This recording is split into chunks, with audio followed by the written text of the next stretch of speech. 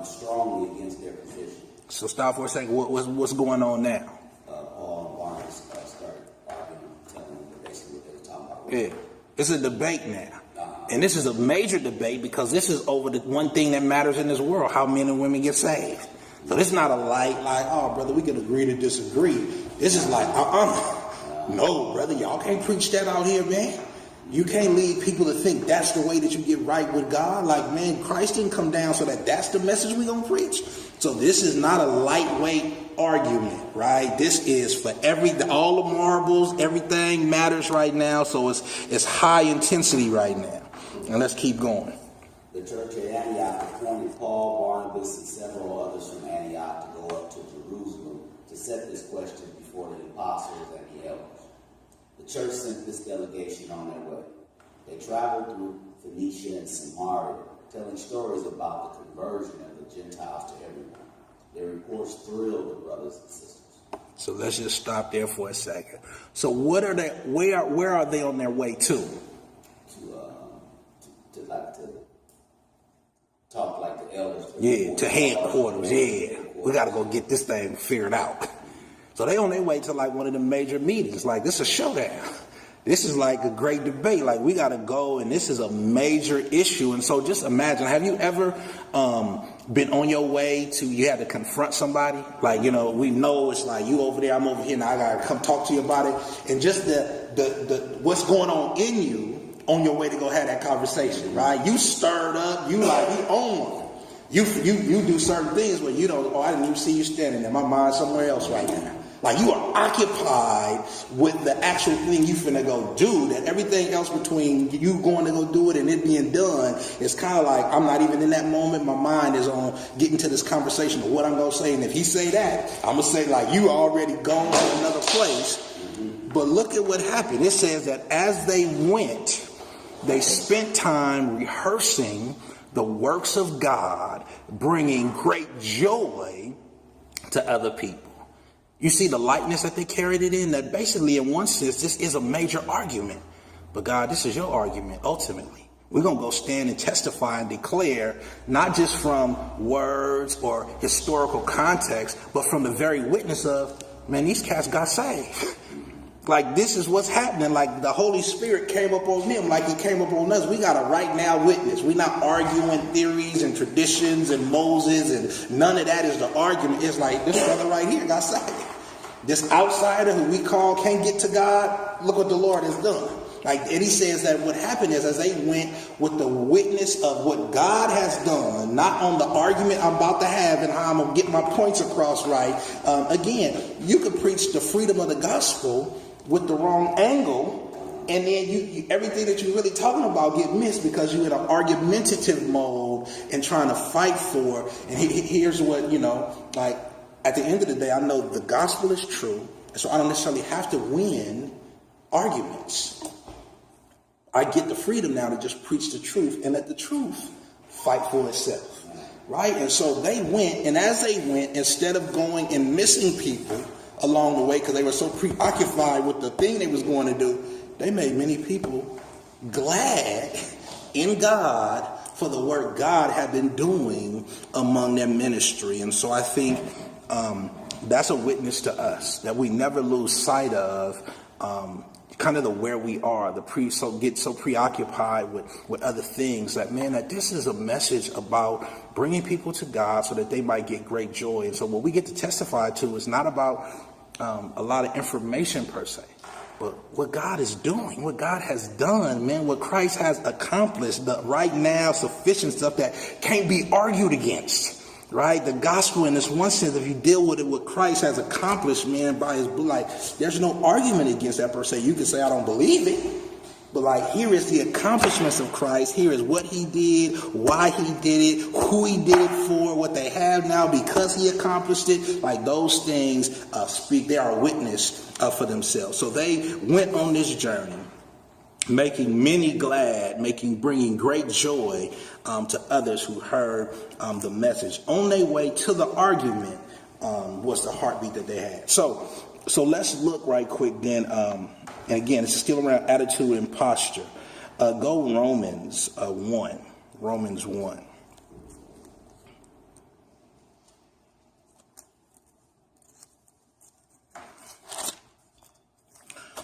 we're going to look at start at verse 14.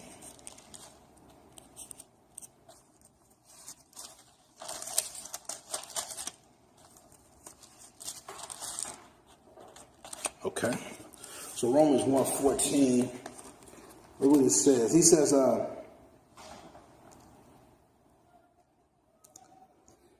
am under obligation both to Greeks and to barbarians, both to the wise and to the foolish.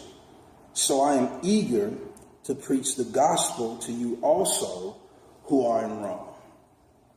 He says, for I am not ashamed of the gospel, for it is the power of God for salvation to everyone who believes, to the Jew first and also to the Greeks. And so what I got when I looked at that, there were three things that stood out around his attitude concerning his charge as a steward of the gospel. He said, first of all, the King James says it another way. Verse 14, Brother Hess, if you would read it in the King James, I know you got that. Just the New King James. Okay. Says, I am a debtor both to Greeks and to barbarians, both to wise and to unwise.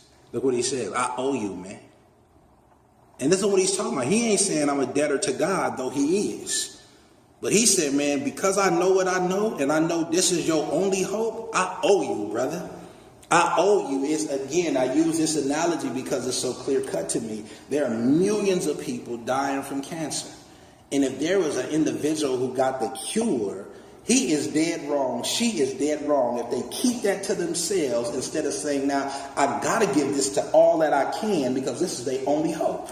So he calls himself a debtor. Here is this attitude and posture of those who are witness, like, man, I owe you the truth. I owe you to not give up once you tell me no the first time, per se. I owe you to stay in the fight, pray for other ways to give witness, but I owe you to spend my time. And if Christ has sent me to you, like, you are actually now, like, I'm obligated now. There's an obligation now I have not only to God, but to you to spend that time and energy that I might bear witness unto your soul. So he calls himself a debtor. And in this ESV, he calls himself, he says, I'm under obligations. The people, listen to this, inside the church and outside the church. Because you do know church people need the gospel too. The gospel is not just for sinners outside in the world, the bad people. There's people who go to church, been going to church for 20 years, who still need to hear the gospel of Jesus Christ.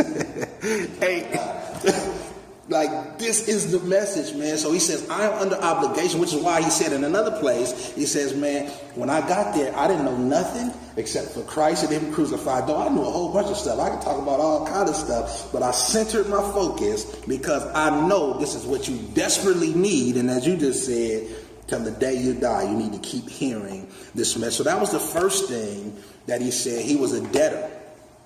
In verse 15, there's another word that rises up. He says that I'm under obligation to both Greeks and to barbarians, both to the wise and to the foolish. So I am eager. I know the King James says what? Ready? So as much as in me, I am ready. Ready. Yes. So here is his alertness. Here is, listen to this, his sense of urgency. His sense of, I gotta go. His sense of right now, we ain't got to wait. Listen, this is not a put that off, we'll do it later. This is like, I am ready, I am eager, I am anticipating, I am excited, I am burdened by the opportunity that I've been given to come proclaim God's truth to you. And so here again is part of the attitude that must happen for those who've been called to do the go ye therefore, man. And so he says, I am eager, can't wait. Head over heels excited to go preach this gospel. And so, what do you think that shows up looking like? He's on one end saying, I'm eager. When he gets, like, what is it? What do you think it looks like when he gets to them?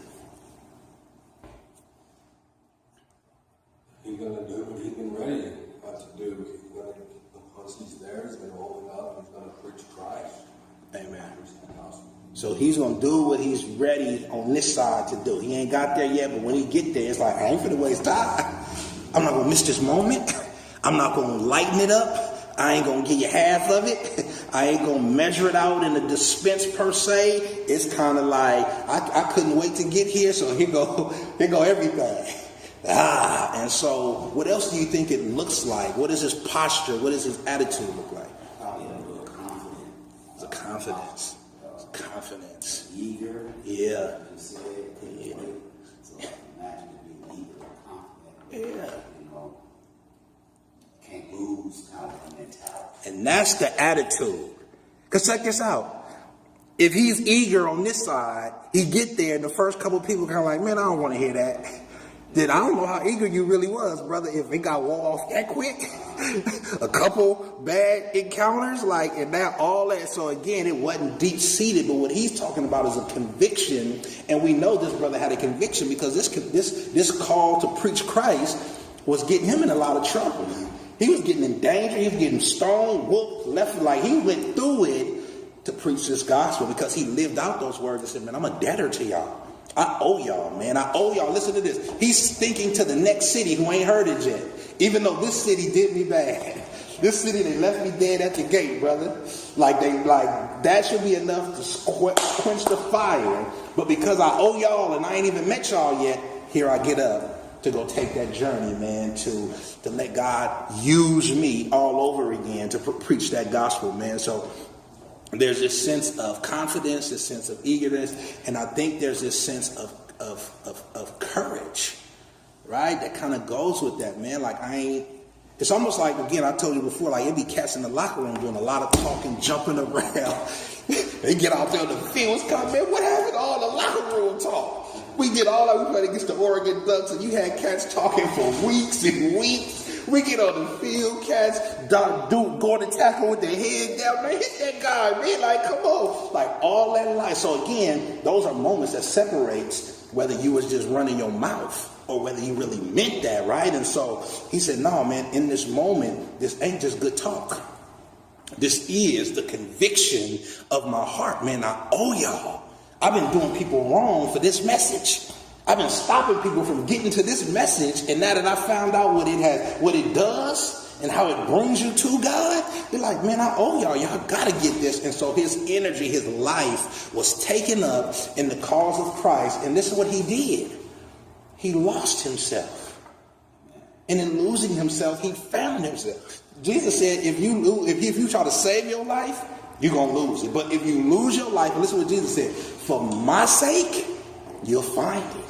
So he was getting what he needed to carry on. This wasn't a self-propelled, I'm so on fire for Christ, I'll do it. The conviction to get back up was in the witness of Christ in his soul. It was the constant revelation. It was the gospel, not just preached, but the gospel known. The gospel tasted in his soul that pushed him on to be like, man, I got to get this to God's people, man. So he is a debtor. He is eager. And then the last one is in verse 16, which we all are familiar with, unashamed. I'm not ashamed of I think there's several things. One, of course, is I ain't afraid to go say it in front of people. I'll tell you, we saw him, marketplace where everybody's shopping, ain't never heard of Jesus. I mean, just imagine if cats go do some stuff like that right there, in the middle of the Lucky's, at the check counter. Hey, y'all, hold on for a few seconds. I just want to give witness, man, to the goodness of God, man, and what God has done through the person and work of Christ. That's almost kind of like unsophisticated if you like to do that, but it's kind of like almost, why not? Like, why not? It's kind of like you got to leave that down. But his attitude was, wherever they at, they need to hear about Christ. I'm not going to waste. Listen to this. I didn't just travel by boat to get over here. I've been waiting to get to these different places, knowing that I don't know who they are yet, but I've been charged to go preach this to all creatures, man. Like, hold on for 1 second. Hold your place. We're going to come back to that. But go Acts 26, just a couple books back. Acts 26. Now, this is his third time telling his testimony that we have in Scripture. And here's kind of what he heard from God. Here is why he's under such intense obligation. He says in Acts chapter 26, verse number, I'm going to start in verse I'm going to just start at number 12. In this connection, I journeyed to Damascus with the authority and commission of the chief priest. At midday, O king, I saw on the way a light from heaven, brighter than the sun, that shone around me and those who journeyed with me. And when we had all fallen to the ground, I heard a voice saying to me in the Hebrew language, Saul, Saul, why are you persecuting me? It is hard for you to kick against the goads. And I said, who are you, Lord? And the Lord said, I am Jesus, whom you are persecuting. And now here is his instructions. But rise and stand up on your feet. For I have appeared to you for this purpose. Here's his marching orders. To appoint you as a servant and a witness to the things in which you have seen me, and to those in which I will appear to you, delivering you from your people and from the Gentiles to whom I am sending you, to do what? To open their eyes so that they may turn from darkness to light and from the power of Satan to God, that they may receive forgiveness of sins and a place among those who are sanctified by faith in me. So he hears outright what the results of his going is going to be by Christ working through him. He says, I'm sending you to a group of people who don't know nothing about me. And this is what is going to happen. That one, through you, I'm going to cause their eyes to be opened. I'm going to cause them to turn from the darkness to the light, from the power of Satan to God, so that they may receive. Now just think about it. There are barriers to connection with God. Right? The barriers, like it's some stuff got to happen. What's the first thing that has to happen that got to be undone as they get towards that forgiveness that results in peace and joy in Christ? What's the first barrier? The first barrier to believing the gospel? Yeah. They got to be able to see it. To see. Like, I need sight. I don't see Christ as good. I don't see he's necessary. I just don't see it that way, right? I just don't, like, I hear what you're saying, but I just can't see it that way to where, listen, because there's some stuff that has filled my life up to this present day that I'm okay with, right? And so for me to let go of all of the stuff that I bring to the table, I need to see something above, beyond, bigger, better than, that trumps everything else I'm holding on to. Like these things, these idols must be defeated, right? And so the first work is eyes being open. And we know that's through the preaching of the gospel. God uses words to give sight. He speaks them into the ability to see things his way. And that's why it's so important that the gospel is a message that is centered on Christ, because my opinion of Christ is very low. It takes the preaching of the gospel to where I see him in his glory, and now I see everything else is not glorious as I thought it was. It gets brought way down here. Christ is exalted, not just out there in the spiritual realm, but in my soul. And to where now I agree with God. He is everything. He is Lord. I do confess my great need for him. That's eyes open. And then that gives ability when eyes are open. To now that I see the difference between darkness and light. I've been in the dark the whole time, but all I could do is treat it as if it was light. Because this is all I had. This is what it was. But now that I see that, no, that's darkness, and this is the light, that gives that next step, which is that ability to turn from the darkness unto the light. So that's a major transition, man. That's a major transition. What I wrote to that is kind of this, so eyes open, that gives an ability to turn from the darkness to the light. And I think this third one is what? That they have to be what after darkness to light? Choose? Huh? And choose? Well, they're not choosing right now, because some stuff is being done through the eyes being open. One, they just turn from darkness to light, and then they're able to do what?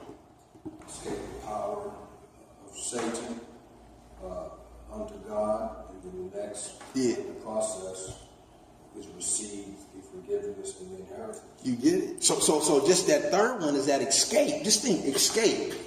I'm trapped. First of all, I was in the dark and didn't know there was anything called light other than what I was calling this darkness, I was calling it light. But it says now that I see clearly, I see by the light of God, I see by the light of his word, this ain't light, this is darkness, and now I can turn from that, and this I got the ability now, by God's grace and his spirit, walking me out, escape.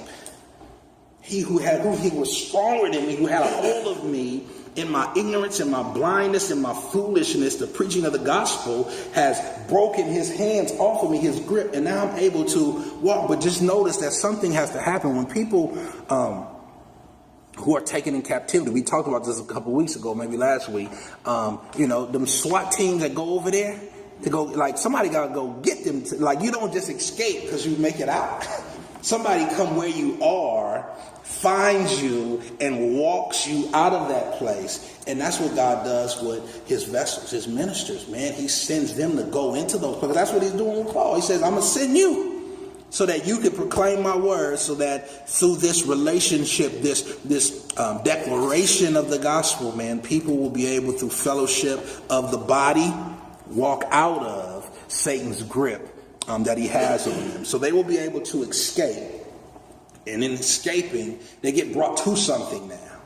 They get brought to the forgiveness, to experience, to taste. Because though God's reality is true in all of the mercy, the peace, the grace, the joy, and all of that, while you still over here trapped, you can't experience it. Though it's yours. I mean, it's the same thing with the prodigal son. He was away from the father. He knew it was there, but he had to, listen to this, leave where he was to go back. And then he experienced exceedingly abundantly above what he could ask. He was going to go make a bargain with the father. Just let me work. And the father treated him like, boy, you my son. Ring, roll, party, like running to you. And again, just think, I've said this before, like that is an undignified person in those times to run as an elder. That's a foolish thing to be running. Like you're not who you really supposed to be. That's beneath you to be running. But here the father breaks because he can't contain his joy over his son who has come back. And so here is the joy of all of heaven when sinners repent, who come to themselves, man. And so this gospel message is key. So Paul said, I'm a debtor, I'm eager, and I'm unashamed to preach it. And there's a relentless and a confidence and a boldness and an urgency because he understood his task. That me going on his behalf, that through me, he is going to open blinded eyes. He's going to bring people from darkness into the light. He's going to cause them to escape the power of Satan and be now brought to a new power, the power of God. And listen, they're going to ultimately then receive the full inheritance that God has for them. And so it's not a play mission. This is like, this ain't training now. This is real, fellas. This is really going into those places, which means there has to be this courage, man, to continue to go and really walk with people. So then let's look.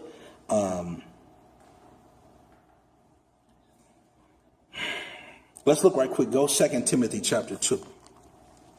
Again, we're just kind of dealing with this attitude that rose up in Paul.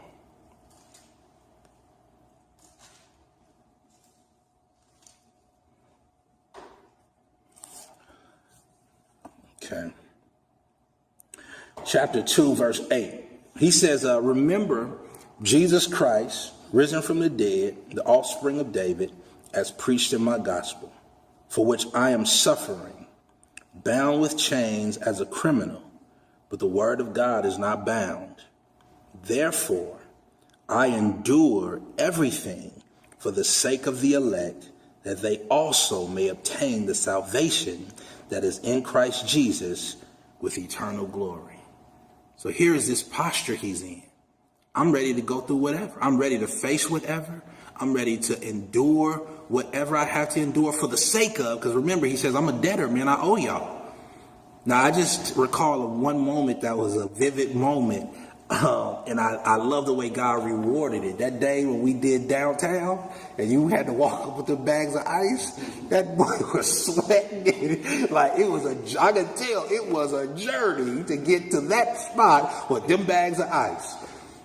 And I just feel like that was part of why the joy came that night in your preaching, right? Of just the willingness to suffer, the sacrifice, to look kind of crazy too. The boy walking with his Bible and like the box, and these ain't the little bags of ice. He got the we gonna throw a picnic bags of ice, 2 of them, sweating the storm up. But again, you know, sometimes those are those little gut check moments of God to be like, carry this on, you know what I'm saying? Like the willingness to be like, whatever, so that somebody could this night hear the gospel, and even through this water being cold on a nice kind of warm night, people walk up and down the street, that even this bottle of cold water you go get, like, it cost me something. That was something, Larry, as an unbeliever, back when I was in college. I was up in maybe, a party. It was outdoor up in Chico or something like that, and it was Christians. And I don't know the doctrine. Yeah. But I know their attitude. Yeah. And they were out there with some water and some lemonade and some love. Yeah. And it stuck in my heart. Yeah. That he's real. Right. That they out here do it like, you know, so again, like, that's not a wasted moment. Like, that's, so again, like Paul is saying, I'm willing to endure whatever for the sake of it. I don't know who's going to hear it today. And I don't even know if I'll ever know that they heard it and this was part of their bringing to Christ, but I'm sowing in faith. I know his word got power. I know he can turn the lights on like that if somebody's soul. So I'm willing to lean in with Jesus and just do whatever it takes that he would have the space to communicate a clear message, even if it's through a cold glass of water that they pick up and go ahead. I'm finna go smoke this weed. I'm finna party tonight. But I did just see what I just saw. And like you said, you ain't forgotten. It's still in your mind to this day of their witness that night for our King. And so those things communicate, man, they radiate, right? They speak, as you said, to the reality of Christ. Because it's kind of like, what's making these cats do this? Like, why he keep going, man? Like, Paul, slow down, bro. Like, they don't want to hear this, man. It ain't cool, man. Tone it, change it. Like, you see what happened last time in that city? Don't say that again, brother. I don't want to really ride with you because it's like, I don't want the next riot, man. We barely escaped that one, right? And so he had a conviction that, like, no matter what it costs me, I'm willing to suffer, man, for his glory, because the reality of that gospel has landed on me, and now I owe people. You must know this. And I said, there's no other name given among heaven and among men where you must be saved. Listen, you must be saved. You must get this. You must hear this. Your eyes must be open, or else there is no hope. So I got to plead. I got to keep showing up. I got to be consistent. I got to be faithful. I got to be confident. I got to be convicted by the message that I'm proclaiming, knowing that not only do I need it, I know you need it. And so now I'm willing to bear whatever God has to put me through to get this message to lost men and women. So he says that, listen, I am a debtor. I owe. He says in verse 10, I'm going to just reread that again. He says, therefore I endure. Listen to what he says. Everything. I think the King James says all things. So he's already chalking it up. No matter what make, like I don't even have to know the scenarios right now. My posture is, I'm going to keep on going. And so I think that, because again, that is, and you know what that really is? That is the Spirit of Christ in us. That's Christ's conviction. I can't be stopped. I will save my people. And so when Christ rises up in us, it pushes back the mentality of the flesh, which says, slow down, stop, no, tone that down, don't say it like that, don't go again. That goes out the window because it's Christ now saying, I got to get my son. He can't see me right now, but I'm after him with a passion because I gave my very life. Listen, for him right now who got alcohol on his breath, he got dope in his pocket, he like, for him, I want him. And I'm coming after him. And so we got to yield ourselves to be vessels, man, and let him minister through us. So here is his conviction, man. There's an urgency. There's a reality to it. So then, here is kind of the why we must go, right? Here is kind of, again, building this case. Go Ephesians 2. Paul also, he recognized, because his eyes have been opened, he remembered, and this is something we can't ever lose. We can't lose sight of the darkness we used to be in. The feeling of being without Christ. We can't lose sight of how miserable and empty that was. If we lose sight of that, part of our urgency goes out of the window, because we'll just think, as you were saying, oh man, if they chose God to get them, somebody here, I'm going to use you to get them. Like, I will get them, but don't just think I'm going to do it. I need to use you, so me and you going to go over here and get them. Because Moses tried to beg off his call. I can't. You know, I can't. Like, you're like, no, I'm coming down to fix it, and I'm using you. Come in. And so those are the things God is, he's committed to his children. Ephesians 2. Let's look right now at verse 11 through 14. Somebody wouldn't mind reading that for us.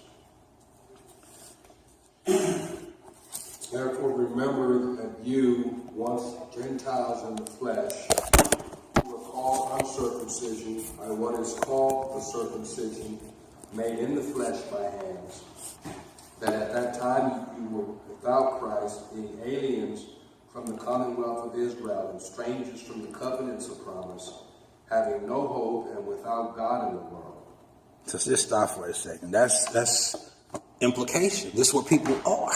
This is where they're at. Paul said, I know where you at, man, because I was there.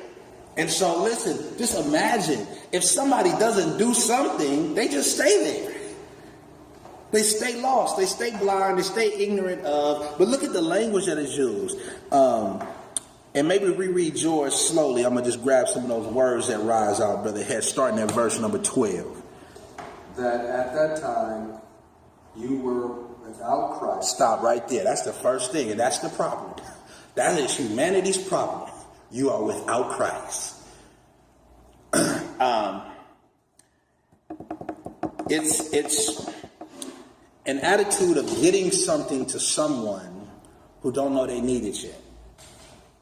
It's and almost sometimes somebody who try to beg it off, like, I'm good, I'm cool, man. And it's almost like this attitude, like, no, you're not.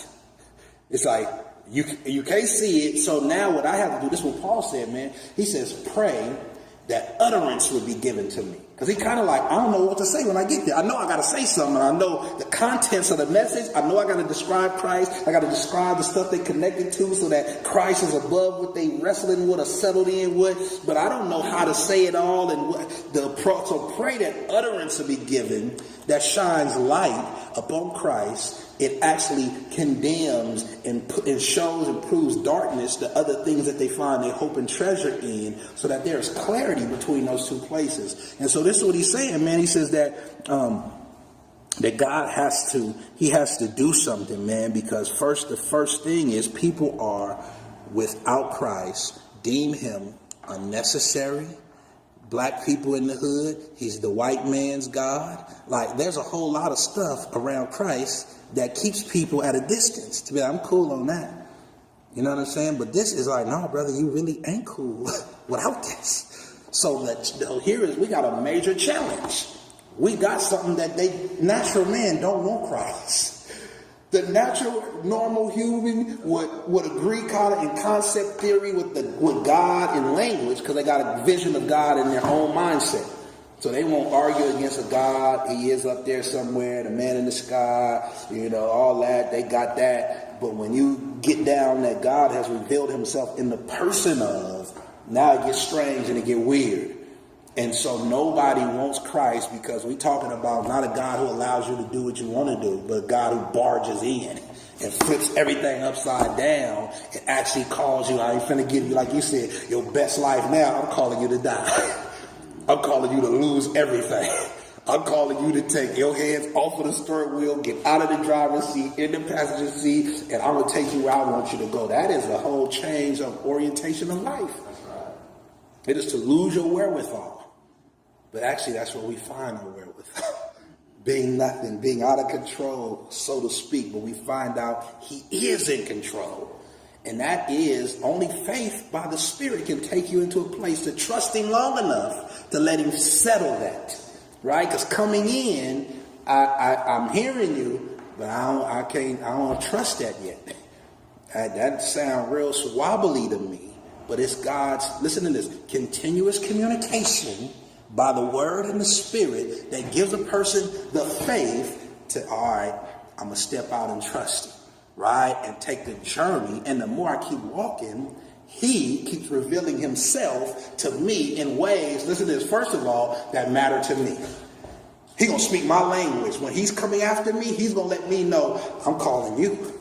So again, if it need to be a parking spot get open, if it need to be a job door open, if it need to be get, like whatever it takes for him to let me know he is with me, he going to make that communication happen. So that my ability to rest in him confidently, listen to this, will grow. And this is how we become mature in faith, because now I'm not just hearing about Christ, I'm walking with Christ. And I see him in my reality. I know him to be trustworthy, dependable. And now I'm on sure footing now. And now I can actually be used to like help others to take this journey, man. So Paul is after helping them to see this. So he says, first of all, what verse did we just finish off on? Verse number 12, being aliens from the commonwealth of Israel and strangers from the covenants of promise, having no hope and without God in the world. So those two words, aliens and strangers. That's like you are foreigner to the right now realities of God. You are so far away from these things that are right here. They're present. These things are true. You have no dealing. Like you ain't from here. You have not tasted these things. The kingdom hasn't come to you yet. You still an outsider. You still, as it said concerning the prodigal son, in a far country. You still way over there right now. You haven't been brought home to the Father. And so again, they are aliens and strangers. You far away and you don't know nothing about this. This is strange to you. And then because of that, as you said, have no hope and are without God in this world. Listen to this. Do you know how dark that is? Do you know how depressing that has to be? Now, I think in my reality, here's my experience. Again, I've had moments where I've drifted off on God and he let the darkness reclose in on me to remind me of what it feels like to be without him. I feel like that's scarier than just being a sinner. Because as a sinner, I never have tasted this fullness. And so I don't really know what I'm missing per se. Like I still am facing what it is to be a sinner without God. There's still challenges. There's still darkness. But I'm kind of oblivious to it because I'm still dead. Dead people don't really feel the spiritual full pain because I ain't been, but to be woke and then have to get shoved back in that darkness and taste that's a scary thing. That's why David said, man, please don't take the Holy Ghost. I had a situation on Tuesday where I think that's what it was.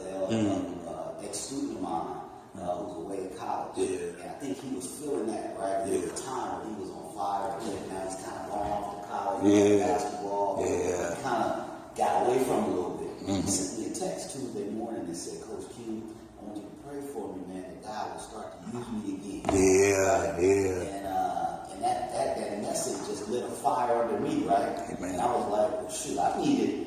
You know, right. So stir me up again. Exactly. Yeah. I sent out that scripture. Yes, sir. Yeah. 31, that everybody, maybe about 30 people. Yeah. Individual. I didn't send it as a group text. Right. Personal, yeah. And maybe about 15 people. Yeah. But what I was able to tell Brother John back in the East Coast. Yeah.